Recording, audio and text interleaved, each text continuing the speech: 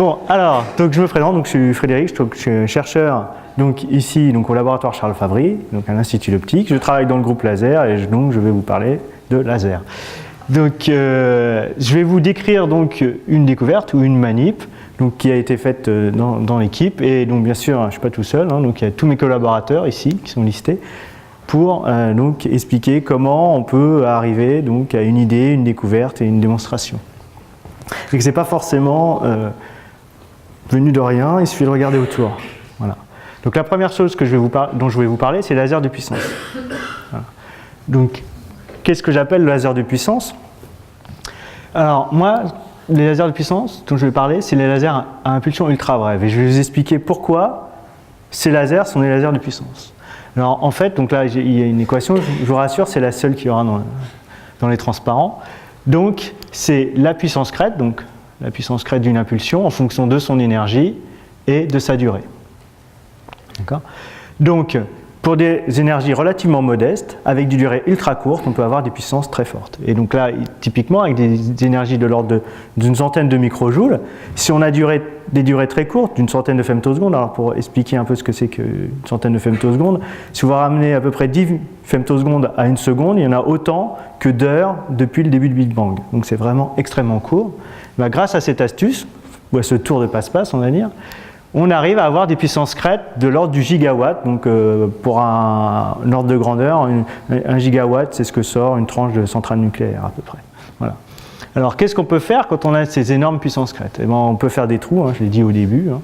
Donc ça sera un peu le fil directeur de cette conférence. Donc comment on fait des trous? Ben, on prend ce laser qui fait son petit gigawatt, on le focalise sur une cible, et là il y a tellement d'intensité qu'on va arracher les électrons, on va faire un plasma. Les électrons s'en vont, les ions suivent et il y a un trou. Et donc l'intérêt, c'est que ça fait des trous d'extrêmement bonne qualité, et ces trous d'extrêmement bonne qualité sont utilisés dans des applications où on aime bien avoir de la bonne qualité, typiquement quand on touche à nos yeux. Donc là j'ai montré donc, une petite démonstration donc, de l'utilisation d'un laser femtoseconde. Donc là, on va attendre le début du film. Voilà. Donc le laser femtoseconde va faire donc, des petits trous, des petits pointillés. Voilà, c'est ce qu'on voit ici. Voilà, on fait des petits pointillés. Après, on fait une petite découpe sur l'extérieur et il suffit de décoller ou découper selon les pointillés. Voilà. Et on a fait un beau clapet pour faire après donc, de la chirurgie réfractive. Voilà. Donc là, vous dites, bon, laser de puissance, mais on peut être un petit peu déçu quand même. Les trous sont petits, c'est une dizaine de microns. Je ne sais pas pour vous, mais moi, si on me dit laser de puissance, j'imagine quand j'étais jeune. Et quand j'étais jeune, il y avait une série qui s'appelait MacGyver, et ce gars était super. Avec 3 bouts de ficelle, il faisait un laser de puissance. Quoi. Voilà, donc là le voilà. Et donc le laser de puissance, bon, hein, qu'est-ce qu'on imagine? Il dynamite, il disperse, il ventile. Hein, il éparpille par petits bouts façon puzzle, hein, comme dirait Raoul. Voilà, et là... Donc qu'est-ce qu'on peut faire vraiment en puissance? Bon, on se dit, bon, on descend en manip, on va tourner le bouton, on va augmenter l'énergie, on n'en avait pas beaucoup, on augmente l'énergie. Et là, c'est le drame, parce que qu'est-ce qui se passe? Bah, si on prend un laser à fibre, par exemple, ici, on augmente la puissance et ça se passe très très mal. Avant de sortir quelque chose qui va faire dynamiter le rocher, là, on va d'abord dynamiter notre laser. D'accord? Donc là, on réfléchit, on est déçu. On est en colère et on va chercher une solution. Et la solution, on va la trouver du côté obscur. Voilà. Et le côté obscur, on nous a dit quoi?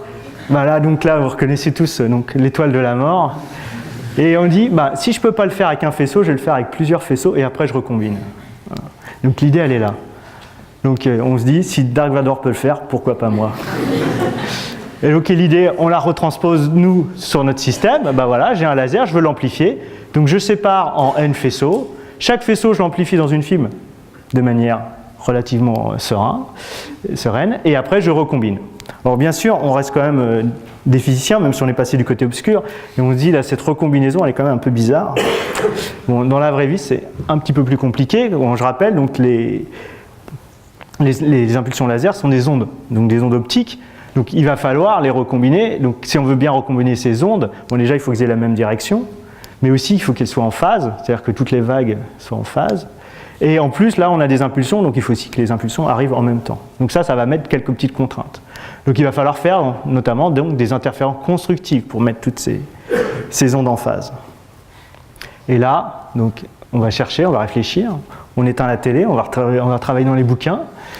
Et en fait, entre interférence et interféromètre, il n'y a qu'un pas, hein, donc qu'on va passer à l'aise. Et donc on va réfléchir et on dit, bah oui, effectivement, des interféromètres, pour mettre en phase, ça existe. Hein, et c'est pas récent. Donc il y a le Mach-Zehnder, hein, qui a un peu plus de 100 ans, et le Sagnac, qui a presque 100 ans. Donc qui sont deux interféromètres, et on va utiliser ces architectures dans lesquelles on va mettre nos fibres pour pouvoir faire de la combinaison cohérente. Donc là, l'idée, elle est simple. Donc si je prends l'interféromètre de Mach-Zehnder, je prends une impulsion ici, au début, que je vais amplifier. Je la sépare avec un cube séparateur en deux impulsions plus petites que je peux amplifier dans deux fibres différentes. Et après, je recombine si l'interféromètre est équilibré et je ressors avec une impulsion donc beaucoup plus, 2 fois plus grande. Pour le Sagnac, l'idée est à peu près la même. Toute petite différence, c'est que là, donc, je sépare toujours mes deux impulsions, mais là, les deux impulsions vont faire le même trajet, mais pas dans le même sens. Donc il y en a un qui va tourner en sens des aiguilles d'une montre et l'autre dans l'autre sens.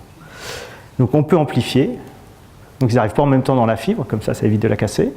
Et à la fin, on recombine et on sort pareil. Donc une impulsion amplifiée. Voilà. Donc là, on a l'idée et on se dit qu'avec des interféromètres équilibrés, ça devrait fonctionner. Donc on met ça en œuvre. Donc là, c'est la photo de la manip. Donc j'ai passé un petit peu sous le tapis plein d'éléments. Donc on sort les Lego, hein, comme dit Karen, et on monte la manip. Donc là, on reconnaît bien les deux fibres qui sont vertes ici. Et donc on va monter tout ça. Donc il y a pas mal de choses en plus, l'oscillateur, le modulateur, pas mal de choses pour équilibrer, pour mesurer, pour diagnostiquer. Et avec tout ça, on arrive à montrer que ça marche. Et c'était la première fois que ça avait été montré sur ce type d'impulsion ultra courte. Alors maintenant, on m'a montré que ça marche. On peut se poser la question, peut-être un peu tard, mais est-ce qu'il y avait vraiment un intérêt à faire ça? Et la réponse, en fait, elle est déjà là, en fait. Donc là, premier exemple que je vais vous montrer, c'est l'utilisation de combinaisons. Donc c'est pas de la combinaison cohérente d'impulsion femtoseconde, mais c'est de la combinaison de laser continu qui existe déjà, qui est actuelle et qui a un intérêt. Donc là, on combine grosso modo une centaine de fibres pour arriver à des lasers de puissance moyenne, cette fois d'une centaine de kilowatts. Alors avec ça, on a tellement de puissance moyenne qu'on peut en fait percer la roche.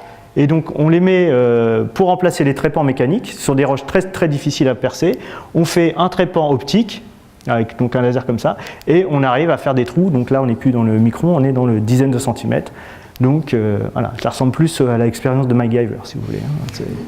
Ça commence à percer du rocher. Voilà. Et l'autre expérience donc, qui est plus futuriste mais qui utilise les techniques que je vous ai dit tout à l'heure, c'est-à-dire la mise de la combinaison cohérente de fibres avec des lasers femtosecondes. Donc c'est le projet ICANN et donc un des piliers de ce projet, c'est de faire un laser qu'on va envoyer dans l'espace. Donc là, la combinaison, c'est grosso modo entre 10 000 et 100 000 fibres pour obtenir toujours des puissances moyennes de 100 kW, mais cette fois avec des puissances crêtes de 100 TW. Donc avec cette mini étoile de la mort, qu'est-ce qu'on va faire? On va l'envoyer dans l'espace et on ne va pas détruire la Terre, ni Aldérande.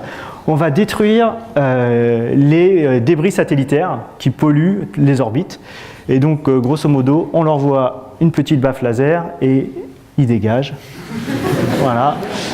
Donc, c'est un projet ambitieux, mais ça, c'est l'article que j'ai tiré du Monde de juillet 2014. Donc, il y en a qui croient. Voilà.